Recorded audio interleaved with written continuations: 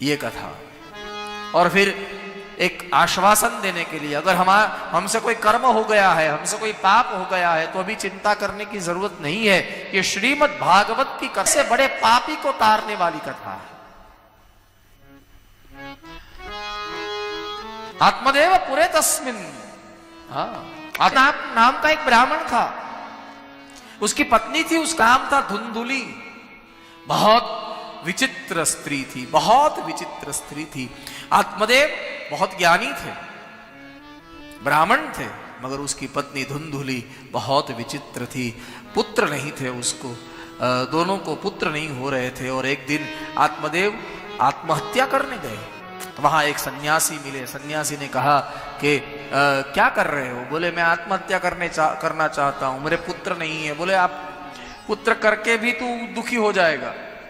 सन्यासे सर्वथा सुखम, सन्यास में सुख है, तो एक काम कर सन्यास ले ले। बोले मुझे सन्यास भी नहीं लेना है और मुझे घर भी वापस नहीं जाना है, मुझे आत्महत्या करनी है, मुझे मरने दीजिए। तब वो सन्यासी ने कहा कि तेरी पीड़ा तो इतनी है ना कि तू पुत्र प्राप्ति करना चाहता है। बोले हाँ। एक फल निकाला झोली में से और कहा तेरी पत्नी को ये फल खिलाना, तेरी पत्नी गर्भवती हो जाएगी। आशीर्वाद लेकर वो आत्मदेव घर पर आए। धुंधुली अपनी पत्नी को बात की कि मुझे एक सन्यासी मिले थे, उसने ये फल दिया है, ये फल खाने से हमारे यहाँ पुत्र की प्राप्ति होगी। धुंधुली ने फल ले तो लिया, मगर वो सोचने लगी, थोड़ा विपरीत सोचने लगी, क्योंकि ब्रह्मण्य बुद्धि नहीं है धुंधुली। उसने सोचा कि ये फल खाऊंगी, मेरे गर्भ में बालक आएगा, बालक आएगा, फिर मुझे रात को सोने नहीं देगा। हाँ, 9 महीने तक पीड़ा भोगनी पड़ेगी और प्रसव की पीड़ा तो इतनी होगी कि शायद मेरा जीवन ही, यानी मैं भी मर जाऊं तो इससे अच्छा है ये खाना ही नहीं चाहिए। और देखिए धुंधुली का चरित्र कैसा है। उसने अपनी मित्र से कहा कि ये संसार में 2 ही नारी सुखी है, 2 ही नारी सुखी है। कौन कौन सी? हाँ, विधवा व वंध्या। देखिए, या तो विधवा हो वो सुखी है, या तो वंध्या। ऐसी बुद्धि वाली ये औरत है। उसने क्या किया? सन्यासी ने जो फल दिया था वो गाय को खिलाया, और अपनी एक मित्र थी, अपनी सखी थी, वो गर्भवती थी, उसको धन दिया और कहा कि तेरे गर्भ से जो जन्मे वो मुझे दे देना। दूसरे दिन सुबह ये असत्य बोली कि मेरे वो फल खाने से मेरे गर्भ में बालक आ गया है। सबको ऐसा कि ये फल की वजह से आया, मगर फल खिलाया गया था गाय को, गौ को। धीरे धीरे समय हुआ और गाय भी गर्भवती हुई, और 9 महीने के बाद गाय ने एक बच्चे को जन्म दिया। उसका नाम है गौकर्ण। हाँ, वो गाय के उदर से जो बच्चा जन्मा, उसके कान जो था मनुष्य आकार, मगर जो कान थे ना वो गाय जैसे थे, इसलिए उनका नामकरण हुआ गौकर्ण, गाय जैसे कान वाले। और वो सौदा किया था गर्भ का, वहां भी एक पुत्र का जन्म हुआ। वहां रातों रात वो पुत्र यहां भेजा गया, उसका नाम है धुंधुकारी। और धुंधुकारी और गौकर्ण, बोले गौकर्ण पंडितो ज्ञानी, बहुत पंडित थे, बहुत ज्ञानी थे गौकर्ण, जो गाय से जन्मे थे। और धुंधुकारी महाखल दुष्ट हुआ, इतना पापी हुआ, इतना पापी हुआ।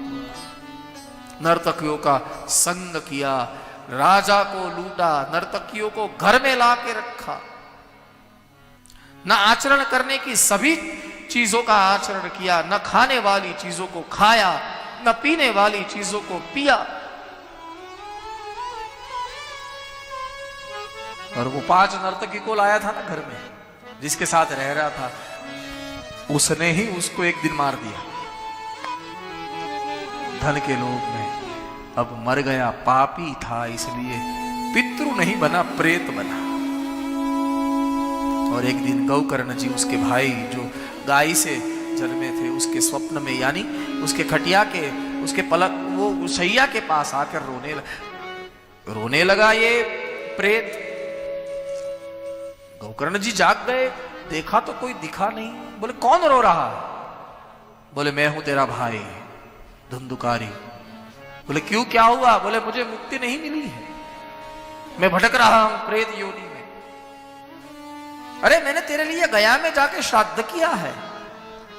तब धंधुकारी ने कहा मेरे कर्म इतने बहुत विचित्र है कि एक नहीं भाई, तू 100 श्राद्ध करेगा ना गया में, फिर भी मुझे मुक्ति नहीं मिलेगी। कुछ और कर, मुझे यहां से छुड़ा, मैं बहुत परेशान हो चुका हूं। आदमी जब कर्म करता है ना तब तो बहुत अच्छा लगता है उसे, मगर जब वो कर्म सामने आकर, जब वो कर्म परिणाम देता है, तब आदमी सोचता है कि ये कर्म मैंने क्यों कर लिया। तब पछताता है। भाई मुझे यहां से छुड़ा, कुछ भी कर, मगर ये योनि ठीक नहीं है, मुझे यहां से मुक्त कर। एक दो नहीं, गया श्राद्ध शते नापि मुक्तिर्में न भविष्यति, मुझे मुक्ति नहीं मिलेगी। 100 श्राद्ध कर ले फिर भी। और फिर सुबह हुई, गौकर्ण जी सरोवर में स्नान करने के लिए गए। वहां भगवान सूर्य को अंजलि दे रहे थे और भगवान सूर्य से पूछा कि मेरे भाई को मुक्ति मिले उसके लिए बहुत पापी है, बहुत कुकर्मी है, दुसंगी है, कुचाली है, मेरे भाई को मुक्ति मिले इसलिए कोई उपाय। और फिर सूर्य भगवान ने कहा कि बहुत बहुत विचित्र गति है, अगर तुम्हारे पितृओं की तो एक ही उपाय है। सूर्य भगवान ने कहा, क्या कहा? श्रीमद्भागवतान् मुक्ति सप्ताह वाचनम कुरु इति सूर्यवच सर्वे कर्मरूपं तम। सूर्य भगवान ने कहा कुछ भी हो जाए पितृओं के साथ, श्रीमद् भागवत की कथा अगर कोई और बोलता ना तो जरा शंका होती, खुद सूर्य बोले भागवत की कथा कर लो, मुक्ति हो जाएगी। और फिर गौकर्ण जी ने अपने ही द्वार पे, अपने ही घर के आंगन में श्रीमद् भागवत कथा की, इतने लोग आए कि वो प्रेत को बैठने की जगह नहीं मिली। हाँ, जरा बहुत गौर से सुनिएगा। वो जो जिसके लिए कथा की गई उसको ही जगह नहीं मिली बैठने के लिए, तो प्रेत आया फिर से गौकर्ण जी के पास। गौकर्ण जी को बोला कि अब मैं कहाँ बैठूं, यहाँ तो सब फुल हो चुका है, कहाँ बैठूं। तब वो जो व्यासपीठ बनी थी ना, वो बांस की बनी थी, बांस की। और गौकर्ण जी ने वो बांस उसमें प्रेत को प्रवेश करवाया कि आप यहां बैठे बैठे कथा सुनिए। तब से श्रीमद् भागवत की कथा में बांस रखने का एक विधान है। हाँ, कहां से सुनते हैं? वो वहां से सुनते हैं। 7 गांठ होती है। और वो कथा, भागवत की कथा जब हुई तब धंधुकारी ने वो बांस में प्रवेश किया और फिर नीचे से ऊपर ऊर्ध्वगामी हुआ, यानी नीचे से ऊपर एक एक गांठ टूटती गई। 7वें दिन 7वीं गांठ टूटी और वो प्रेत को मुक्ति मिल गई। हाँ,